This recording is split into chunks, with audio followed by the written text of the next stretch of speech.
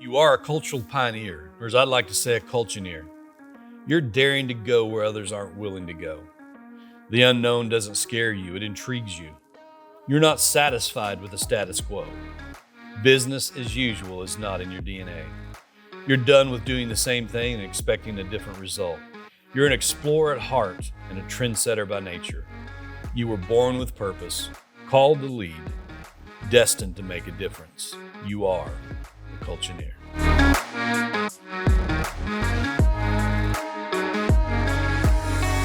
Hey, welcome to another episode of the Culture-neer podcast. I'm your host, Terry Gwaltney, and our guest today is Todd Rutkowski. He's the Chief Cultural Officer of the Epic Group, public speaker, leadership trainer, thought leader, author, coach, even a poet. Todd, welcome to the show. Yes, thanks, Terry. Good to be with you. Look forward to chatting today. Yeah, today is a day of first. I think this is you are our first Canadian and your first self-professed poet that we've had on this show today. So let's keep that clear. It's self-professed. Self-professed, yeah. Well, it's going to be fun. So anyway, before we get going today, I always like to kind of start with just letting the audience just to get to know, you just a little bit personally before we kind of dive into all these professional endeavors that you have, if that's okay with you. So talk to us about, let's start with, are you married? Do you have kids, grandkids, all that good stuff? And then we'll work it backwards. Yeah, that's good. Yeah, no, my wife and I, Marianne, have been married for 36 years. And congratulations. She's an amazing friend and partner. And my girl, I still call her, and we do a lot of hiking together. We have 4 children. 3 of them are married, and between the 3 that are married, we have 5 grandchildren. Oldest is 4, and youngest is 5 months, and the 3 youngest were all born last year. So 3 of our kids had a child that year, so the 3 cousins are going to grow up going to school, graduating the same time, all that. So it's going to be fun part of the journey. Yeah. So now is your either your parents still alive? My mother is alive and Marianne's mother is alive, but both our fathers are not. Yeah. So 4 generations still on the earth. That's pretty cool. Yeah, that is pretty cool. Yeah. Yeah, very exciting. So, who would you say influenced your life the most growing up? Growing up would have probably been my uncle. He this side of the border, we call it the CFL. He was a professional football player. It's not the NFL. He was a big influence on my life, and just watching him, how he did life, how he became a men's leader and did a lot of mentoring of men, and really gave me my first chances to lead at a summer camp. And yeah, he really kind of believed in me. And I remember his passing in 2016. It was a bit of a surprise. He died at 71, and I was pretty devastated. So I was like, okay, I'm pretty tied to his story. And yeah, so he would certainly be the earliest figure in my life that influenced me in a very positive way. So how did, let's just pause there for a minute. So how did the influence of this man in your life impact how you conduct business today and how you look at culture in organizations? I mean, he was definitely an influence on me in the area of character. He was just an integrous man. Who he said he was is who he was. Every room he was in, he was the same person. At home or at work or on the road, he was a public speaker. After his football career, he directed a youth camp after his football career, and he just loved people. And without knowing it, he really kind of cultivated a love for culture for me, because I love groups. He loved groups. He loved leading groups. I love leading groups. But in a strange way, he gave me a healthy vision or view of what a group of people that are healthy could look like together. And so that was probably the biggest impact, but it took me years to find language for that, for sure.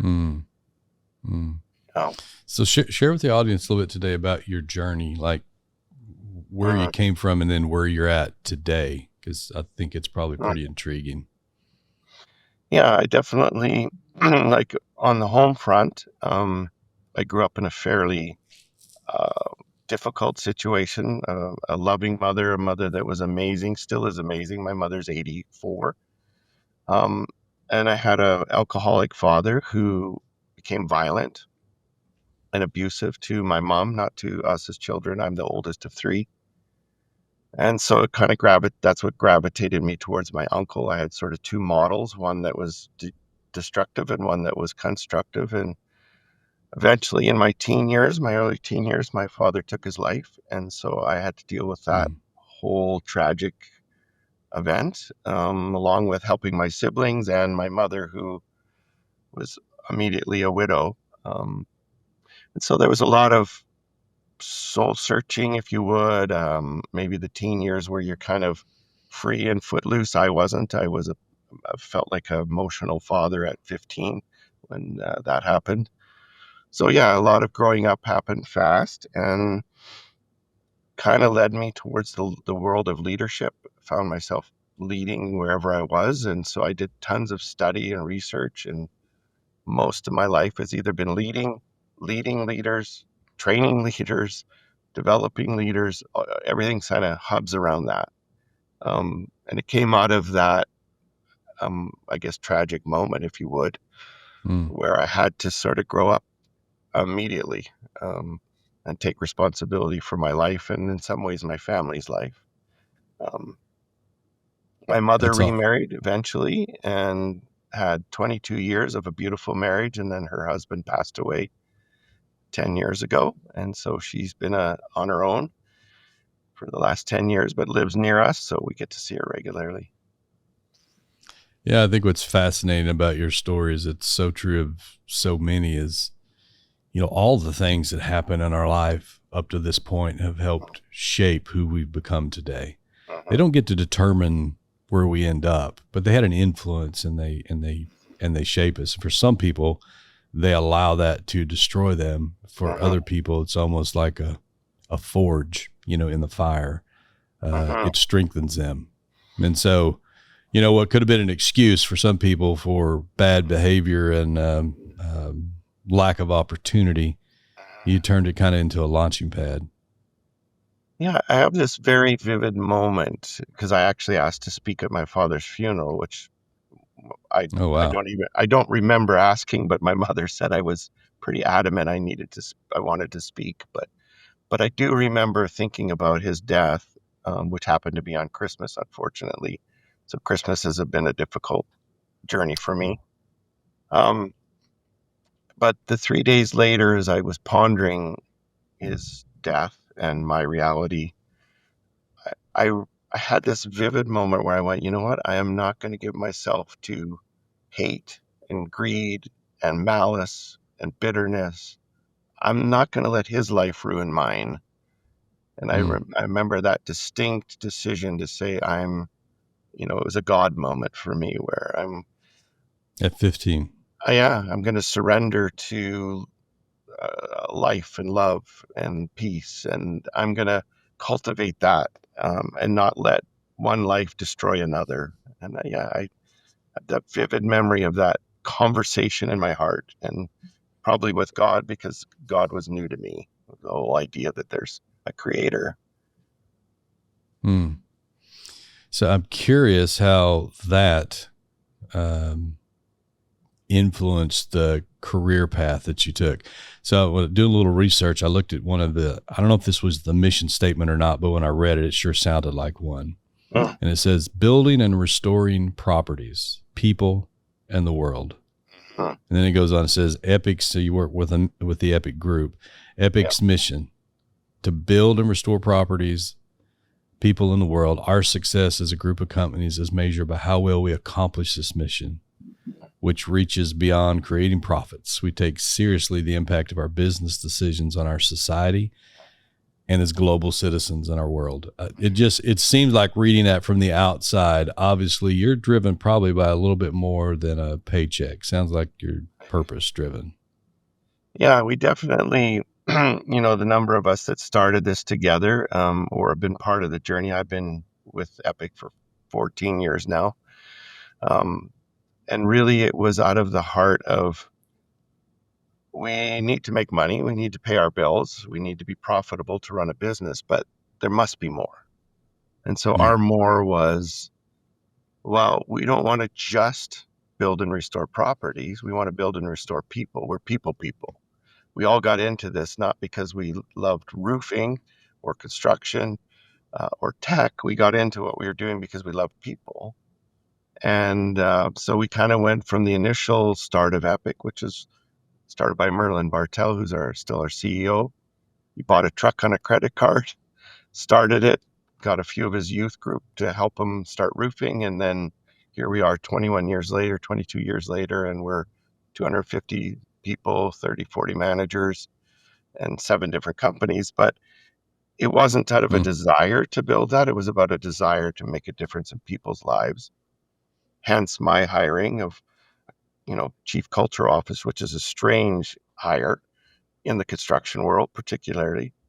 Um, but it immediately says what we value as a company, because we're actually going to pay someone to guard the soul of our organization. We're going to pay someone Mm. nurture the soul of our organization. We're going to pay someone to make sure we're walking out these values and training our leaders so that they too are living out these values. So we have, we build the people within, the people without, and then we went to, well, heck, let's reach for the world. So we've done things around the world. We've taken a team to Nepal to rebuild after the 2015 earthquake. We took a team of employees to Mexico to build homes. We've helped locally. We do every year a store called More Than a Store, where we bring goods from those that are coming out of the sex trade or those coming out of oppression that are creating goods, and we'll sell those goods um, for a pop-up store for 4 days every Christmas. And so we've done a number of things where we go, you know what, we're going to make a difference in the world, because making money isn't just enough. It's not enough to just make money.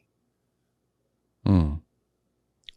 Wow. Okay. You just opened a big box there. Let's Yeah. let's talk about that. So, what? How do you define that? What does that mean for you? Because I think a lot of people, maybe even listening to the show today, their definition of success has been one that has been put on them.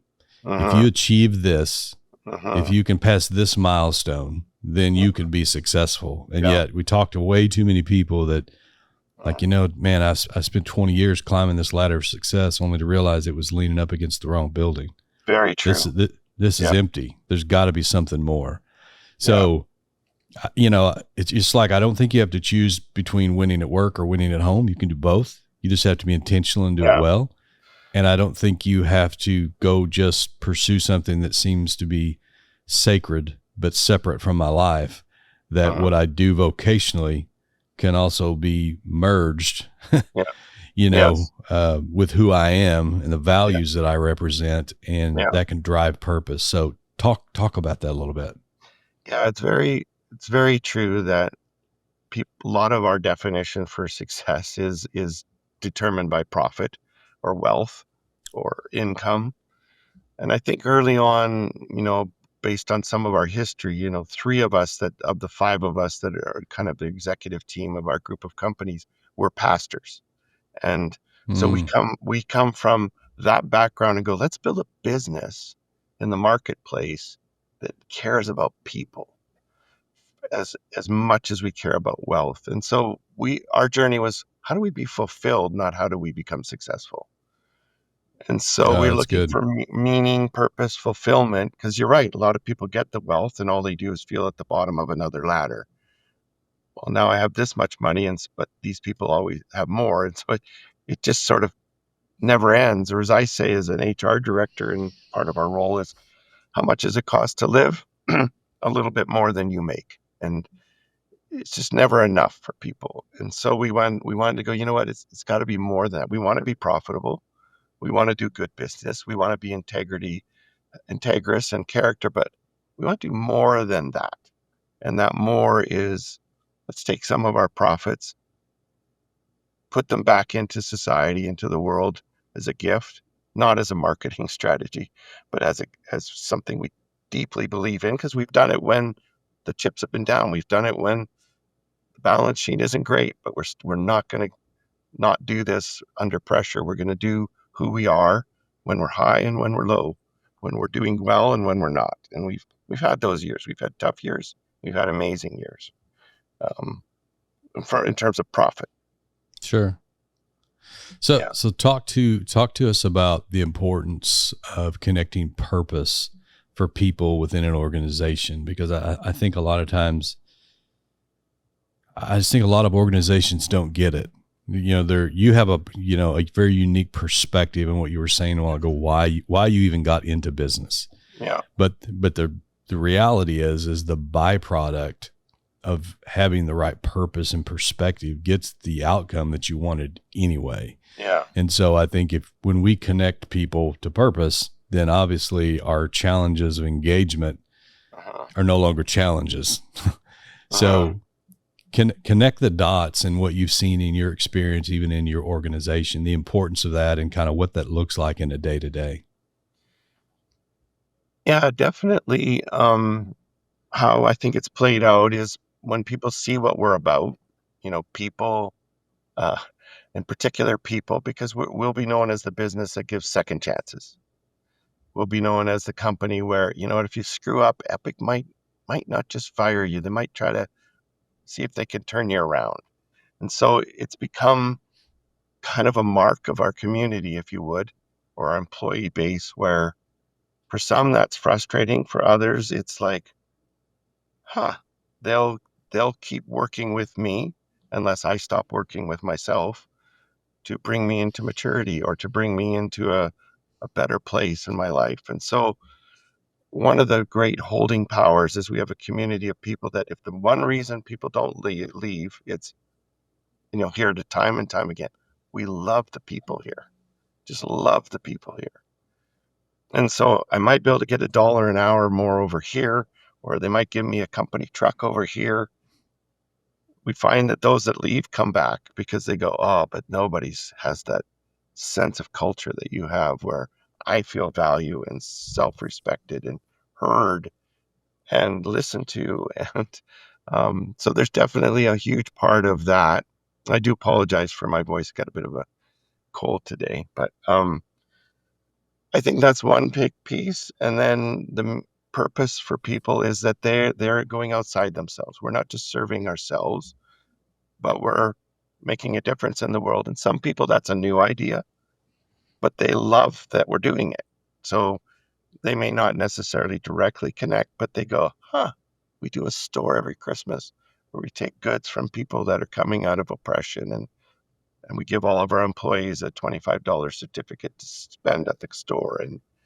And so I think there's that feeling like we're contributing to the greater good and Mm. and to something bigger than ourselves. We're getting outside ourselves. That I see seems to make people want to stick and stay. We've had a lot of people here, 10 years, 12 years, you know, um, that have hung on in the construction world, which is not necessarily a normal historical point. Yeah. So tell us how you define a strong company culture. Mm. Yeah, I love what James Heskett says in his book. I think it's called The Culture Cycle. But he goes, a company culture is hard to, it's complex and it's hard to understand it, but it's easy to describe. It's the way things are done around here. Mm-hmm. And that just to me just simplifies it right down. When you think of a family unit, you go, I grew up in a family unit. You did. We did traditions certain ways. We did Thanksgiving a certain way. We Christmas, what kids did, how we spent money, whether we went to grandma's every Sunday. Each family has ways they do things, which is their culture. We get older, we go over to friends' houses and we go, oh, they do different. Oh, they go camping. We don't go camping. They, and so as you get older, you realize, oh, there's different family cultures. You wouldn't call them that, but that's what they are. An organization is no different. It's a culture. It's the way things are done around here. And if we're not intentional about that, we'll get a culture. Everybody has a culture. It just not might be the culture they want. Yeah. It's So not true. an, it's not, or it might not be healthy. It might be a culture, but it's not a healthy one. So we're gunning for a healthy culture. Healthy culture to me and to us is where there's self-respect. There's respect between people. Um, there's honesty, authenticity. We're not hiding stuff from employees. We're transparent. Um, we own our mistakes as leaders. We accept our mistakes. Um, we try to model out the things that we um, are inviting them to. And so I think when the leaders don't live out what they're inviting others to, you're not going to get a good culture. You really have to lead the way. And so I think we hold each other accountable to that, call each other on that of our sort of executive team of 5 of us. And we pretty relentless with that. And I think that's what's kept us healthy. We recently had an IT company come and sort of outsource to them, and they interviewed a number of people, and they said, like, we've heard about your culture, we've heard about it, but we've seen it firsthand, and it's real. People people love it there. How are you doing this? And I think it's because we focused on it, we prioritized it, we valued it, and we valued it with our money. We pay me Mm. to do this, pay me and a team to do this. Um, there's a company in Canada that's an airline company called WestJet. And I spent some time talking with their chief culture officer who was there 10 years. And WestJet is similar to, I think it's called Southwest Airlines, is it in the Yes. US? And so they call everybody by name. When you get on the plane, you're called by name. They tell jokes on the airplane. It's just, you feel at home. It's casual. It's People loved it. And for 10 years, they invested deeply in it, got bought out, reduced their cultural officer, reduced their team, and it became a disaster. And they couldn't recover who they once were because they lost their culture to a different culture because they were no longer being intentional about it. But that 10-year Mm. window, they were the rising star in Canadian Airlines for sure. So why do you think that strong, healthy company culture is so crucial for organizational success? Because obviously they bought the same company providing the same services and ended up with a different result Mhm. because of culture. Well, I think the biggest pressure is people prioritize profit over people. So they'll, as I say, I guard the soul of the organization. So when our executive team gets together, I'm bringing the thoughts about, okay, are we compromising our value in this decision? If we make this decision, are we going against what we say about ourselves? And that's my contribution to the team, to hold us to under pressure decisions that we don't work against the very culture we've said we are, um, because it's tempting, and it's tempting under pressure in Mm. particular. And I think knowing, our core values is really critical. Um, Many companies have aspirational values. This is what we want to be. Or they might have permission to play values. Here's the bare minimum you got to do to stay here. You got to show up every day. You got to do the job. Um, or they have accidental values. They just happen to stumble into them. Um, Maybe it's ones they want, maybe they don't. But we've focused on our core values, and we've done as much as we can. It probably took us 10 years to live them out, and then 5 years to verbalize them and quantify them. And we do it. It's almost like Facebook for employees. We have a thing out of the US called Motivosity, where all our employees go on it for appreciation. And then there's a quarterly, um, they call it an MV6, which is just a check in on, are people feeling appreciated? How are they feeling connected to their manager? Would they look for another job for 10% more? Do the company live out their values? And we're high on all of them and have continued to be since we've started that, because we're focusing on it and we're monitoring it. And when we started to lose, in particular, one was employees weren't feeling appreciated.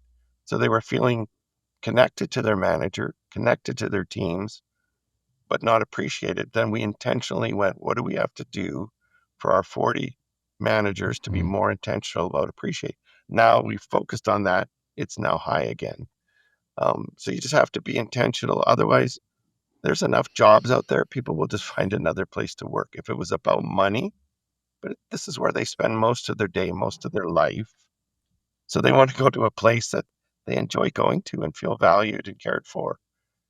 We often say, don't leave your real life at home, bring it to work because it's going to affect your work. And if we can't talk it through with you or you don't find safe places to talk about it and feel supported, we're just another stop along the way. We're not community. Some people want to call Epic family. I go, you can call it family. I won't because one day I might have to let you go, but definitely community.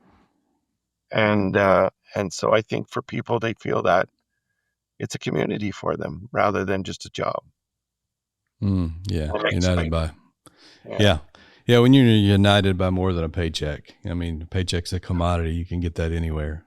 Uh, that's Yeah. awesome. But Particularly in our world, in the construction world, there's 10 more companies that will give you a buck more or, but they might take advantage of you in ways that, don't help. I remember one of our foremen for our commercial roofing company left to go to a competitor, and he had been with us quite some time. And we thought, okay, maybe it's time for him to move on. And he came back to us 3 months later, and he said, you know what? I passed their, um, uh, testing time on whether I was a fit, but they didn't pass mine. Can I come back? And mm, I'm like, oh, that's interesting. They didn't pass his probation. When you think of it, so we're like, yeah, mm, okay, our culture does matter. yeah, you set the standard. That's awesome. So I want you to, talk just a couple of minutes about the Flywheel project. That was Well, one of the things that really intrigued me. Explain to the audience and to me a little bit more about that, what that application yeah, is, how it came about, all that good stuff. yeah. So again, my history is in leadership development, and I've developed many training modules over my 40 years as in the workforce. I'm in my early 60s now, and so when I got here in 2011, Merlin and I and the CEO sat down and talked about, what's some of our vision for this cultural role. And one of the ideas was that we would do our own training, leadership training. And so he said, why don't you put something together from your experience? And, so I spent a year or so putting together, it was 12 sessions of some of the best stuff that I had experienced over my lifetime. We took about 18 employees through it, kind of to pilot it, and then, did some fine tuning of it. Eventually, I moved it in 2017 onto video. Okay, we could do it on video, and then we can have our sessions where we um, process in person. So basically, employees or managers, in particular, up and coming managers, would join the flywheel. We would meet once every 3 weeks for 2 hours in the morning, kind of a 7 to 9 or 6:30 to 8:30 kind of thing. Go through the flywheel stuff, and then they would, carry on into work. But it was that support of our managers, support of upcoming managers in their leadership development. Um, and then we got to about a year ago and we went, well, let's do Flywheel 3.0. And by then I had made it 24 sessions, which took 2 years. So it was a little long. So we cut it back to the 15 best sessions. It's a year long, going every 3 weeks. And they watch a 6 to 8 minute video that I've created on the topic. Then they go through a workbook. I actually have one right here.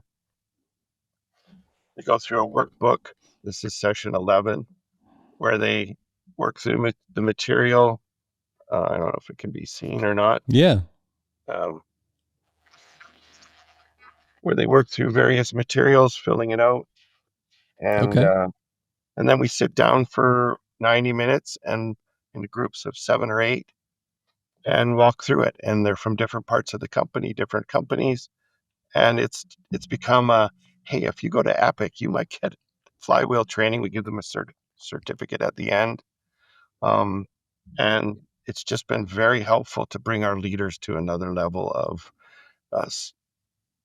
quality, I guess, in their management, having more tools because we can apply it immediately. Our experiences are what happened today and yesterday, and it's not theoretical. It's present, and so we've now set up Flywheel where we can launch it to others outside of our own company. Um, and so Hmm. we're looking forward to helping others that want to do something similar from our good 12 years of doing it, probably putting 100 different managers through it over that time. So tell us more about that. So if a company listening today, like I want to go to work, because if you're going to change culture, I mean, we both know culture has to be nurtured. It's not a one-time event. It's a Right. long-term commitment, Ongoing. Yeah. and it has to start with the leaders. If the Yeah. vision, the core values, the mission Yeah. is unclear with your core leadership team, you Yeah. just need to stop right there. Yeah. You've got to get them rowing in the same direction if you're going to use that influence down through your organization and then make it scalable. Um, Yeah. how Very. do they access that? What does that look like for a company from the outside? How would they implement that? Yeah. So we're just putting it on a website right now. Calling it lodestarconsulting.ca is the web address. And so we're looking at it in three phases. So personal development is phase one, which is 5 sessions. Leadership development is phase two, which is 5 sessions. And then organizational development is phase three. So we look at developing the person.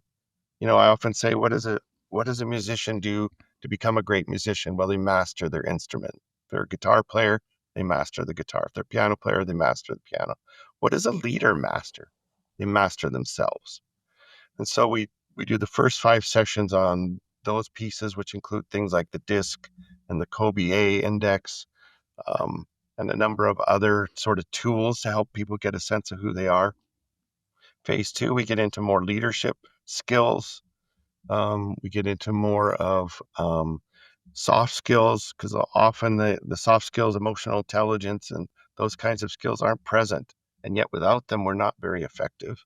Conflict management. And then now in phase three, we get into culture, organizational psychology, building high performance teams, um, social contribution to the world outside you. So we have those three phases where people can, as a group of three or more, can join in, get the video, get the workbook, and then I'll set up, a 90-minute call with their group to process them with it as they go through each of the sessions, whether they want to do phase one, two, or three, or all three phases. Hmm. I don't know if that's So clear enough, but yeah, so what kind of time commitment is that? If I wanted to take an employee and I wanted to run an employee through that, yeah. uh, how long a time commitment is that? Yeah, so the time it would take, we found the rhythm of 3 weeks to be the best. 2 weeks is a little fast, 4 weeks is too long. So we kind of do it for 90 minutes to 2 hours every 3 weeks. Pick a time that works for that group. Um, we recommend that it be at least 3 employees. We find that if it's one, they don't really benefit from the process of interaction. And if and Hmm. if it's not with their people or their team, they don't benefit as much. And then they do the homework in between, which is a 6 to 10 minute video, um, and maybe an hour in the workbook. And then that 3 weeks, depending on how many breaks they take for holidays, usually takes about a September to August. Wow, that's Uh, awesome. Yeah, yeah, sounds incredible. I think a lot of people are looking for how do I take these things that I know is important and wrap some yeah, kind of repeatable practices in yeah. order to be able to impart that to my people. And so, it sounds like a great resource. Well, and we've been able to sort of, if you would, you know, fine tune it in the context of reality, not in a theoretical. We're doing it with real people in the real, you know, day to day. And so they'll give me feedback and we'll go, oh, yeah, that didn't work. That exercise didn't work. Let's do it like this. And so Mm, it's a very interactive process to get to this 3.0 level, which I think it's now really valuable to somebody in Epic or somebody outside of Epic. It's just very good leadership development. mm, that's great. So, what's one thing about business? either your venture career or your journey that like you just didn't expect at all? That's a good question. What's fascinating for me is that trust is so critical. I don't know if you know the game or played the game Snakes and Ladders. It's a board game where you roll the dice and you move your man up the board. And if you hit a ladder, you go up multiple steps. If you hit a snake, you go all the way down. So you want to avoid the snakes and you want to get the ladders. And so the first one to the end of the board wins. Well, I find leadership like snakes and ladders, and I didn't Mm, expect that. You can build a lot of trust and grow and move your organization or your leadership team forward. But if you make a big blunder with trust, you will yeah. go all the way down the snake. And a lot of leaders can't recover from it, or they underestimate power of trust or distrust, breaking trust. And so for me, owning my mistakes, saying I screwed up, humility is the only thing that's gotten me through. Um, I've built 7 leadership teams over my lifetime in terms of organization. 6 were really successful. 1, I totally lost confidence of the team. It was pretty devastating for me, but I had to realize I lost their trust, um, Mm, and I couldn't get it back. And as much as they were good people and good friends, and we cared for each other, once you lose that, it can be really, really difficult. So that would be one of the big surprises to me in life. Um, and then one of the remedies was that if you own things, like fully own them, forgiveness will come, and you can rebuild broken trust. Um, but it takes a lot of humility to do that. yeah, I was going to say a lot of humility. Yeah. What do you think, looking back, has been probably the most important lesson that you've learned of your career? Um, you want to kind of, you think you want to love God and trust people, um, but you really have to trust God and love people. Yeah, in that order too, huh? Yeah. You anybody who's been in leadership for any length of time will know what betrayal feels like. And it's not even always meant to. It's not even always, it's just the system, the circumstances. And so I think the whole, oh, I should have trusted God, not people. Because it just can be very devastating if you put your trust in humans. Mm, But you need to love humans because we're all human and we'll all stumble and make mistakes and hurt each other un- unnecessarily and sometimes unwanting. Um, mm. yeah, so that definitely is the first thing that comes to mind when you ask that question. So we're gonna have to land this, but I want you to tell me. I know you authored another book. The title was pretty intriguing. Give Mm. us just a snapshot into our beautiful mess. Yeah, before I do that, I've written a little booklet called Lifelines, which is just a little leadership booklet of 20 what I would call um, forged in the fire leadership lessons. So they're just short, 150 word, um, but 20 lessons that I have in a booklet form and in a ebook form. Mm, Um, that on my website, if people sign up for the newsletter, they get the book in an ebook for free. But I've just released a book called Our Beautiful Mess. It's really a combination of my life story combined with um, a spiritual platform, if you would. In It's really asking the question: how do you navigate life when it can be amazing and tragic and ordinary and mundane and awful and amazing again? And somehow we have to navigate life with all these potholes. Um, and a lot of us get stuck in bitterness or stuck in pain or stuck in um, the tragic parts of our life, and we can't see a way forward. So it's really about navigating the maze of life.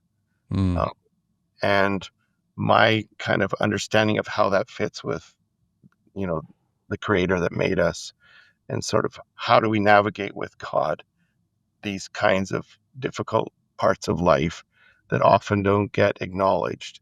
Um, and that life can still be amazing and there's still hope without mitigating or not acknowledging real pain, real tragedy, real heartbreak.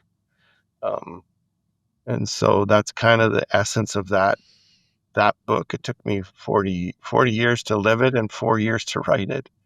Um, but it's some of my best work, I think. Sounds intriguing. Huh. One piece of advice you'd leave our listeners with today on how they can start making a positive impact in their organizational, when it comes to culture. Yeah, you can't. I think the big thing is you can't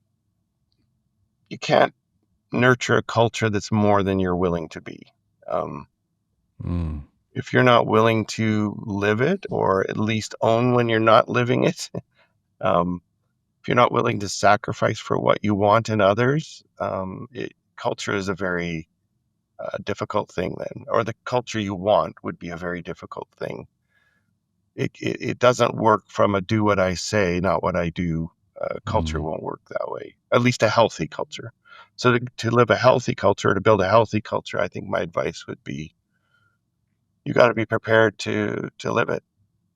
And doesn't mean you won't make mistakes, but you have the ability to own those. And, when I first moved here, we were going to build a building, and our newly hired advisor sat down with our CEO, Merlin, and said, "You might fire me, but I looked at your books. I looked at what you're doing, and I know it's our first meeting, but if you buy that building, you'll go bankrupt. You can't do it." And I thought that was a pivotal moment in our history, because Merlin could have said, "What do you know? You don't know what you're talking about. I know what I'm talking." He went to the team, the employees, and he ate crow, if you would, and he said, "You know what, guys? I have to sell this building. I think I need to take advice." If he would have not had the humility to do that, we would not have made it through that pivot. And we would have been bankrupt. And so I think there's this huge, he lived out what he invited the rest of us to, which is to humble ourselves when we're wrong and own it. That's like the mark of a servant leader. Mm-hmm. Yeah, for sure. So how do you want to be remembered? How does Todd want to be remembered here on the earth when your life's over? Yeah, well, like one of our values is a passion for people. And I think that's been my whole life. I love people. I'm curious about people. I'm curious about the varieties of people, various cultures, various upbringings. So for me to be remembered as someone who loved people, who made people first, who lived true to, I'm the same person in every room like my uncle. There's not two Todds. There's same Todd at home as at work, as at camping, as at hiking. And so, yeah, to me, the congruency is critical. And that I was a man of faith, that I was willing to live my life surrendered to the one who loves me most. I think that would be my hope for on my tombstone. My wife says she's going to put, he tried hard. That's good. Yeah. Man, it's been a joy having you on the show today. I think some of the nuggets that you've dropped for people that, are listening today are just so profound and so powerful. I think we spend way too much time in business trying to figure out the symptoms, and we don't really get down to the root of what the problem is. And very true. It's good for us to remember why we're doing what we're doing. This thing's about people well over profit. If you'll take care of people today, the profit will come. It's just a byproduct. Guys, remember today, your culture is never going to be healthier than the leader. We'll see you next time on the Culture-neer podcast. Thank you for joining us on Culture-neer, where every episode is a step forward on your leadership journey. We hope today's conversation sparked new insights and added real value to your life, empowering you to lead with greater strength and purpose. If you enjoyed what you heard, please connect with us. Follow our Facebook and Instagram pages, subscribe to our YouTube channel for exclusive content, and give us a rating on Spotify and Apple Podcasts. Your support helps us grow our community and continue delivering conversations that matter. Thanks again for listening, and until next time, keep striving, keep leading, and keep inspiring.